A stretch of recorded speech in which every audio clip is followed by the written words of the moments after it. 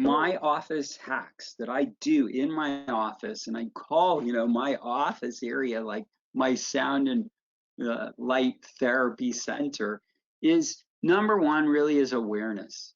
I have that moment with my patient. Biohacks to improve your strength, being consistent, making sure you're making progress. So you have to measure it. Enjoy the whole process, but measure, are you getting stronger? How's your body composition? Do you notice some brain health? Do you notice more energy? And then optimize all of these things, not just your pre-workout nutrition, but what you eat the night before. And are you working out in a fasted state or intermittent fasting? And I think that talking about, dinner, I enjoy dinner. I'm more of a Mediterranean guy these days. For myself, I have the veggies that increase nitric oxide, like I mentioned, arugula, bok choy, baby spinach, lettuce, celery, red beets. I like cabbage, I like fennel, mushrooms, zucchini, broccoli, cauliflower, marinara sauce, spices. And I do eat meat.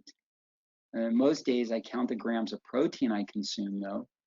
So think of adding, a few tablespoons, like maybe pumpkin seeds, or hemp seeds or chia seeds. That's good. Gives you a nice balance of protein, healthy fats, your low glycemic carbs, and your micronutrients such as your zinc and magnesium so that you support hormone optimization.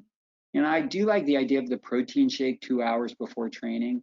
It kind of consists of 30 grams of a plant or whey-based protein powder, some fat, 14 grams, get some MCT oil in there is really good for you, hemp seeds, flax seeds, nut butters, and then around 45 grams of carbohydrate. But here's the key, on the carbs, you could just go organic, right? Go organic fruits, blueberries, the berries.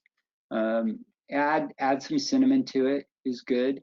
What else can you add? What's good for glucose? Cinnamon is good. Nutmeg is good. Pumpkin spice is good. But here's the thing. Learn to drink it slow. Take your time. That's a mistake that a lot of people do. They just have it way too fast. Don't just down it. Have it slow. And then don't go into a training session in a fatigued state. That's a big concept as well. So we'll do our concepts of pre-workout supplementation,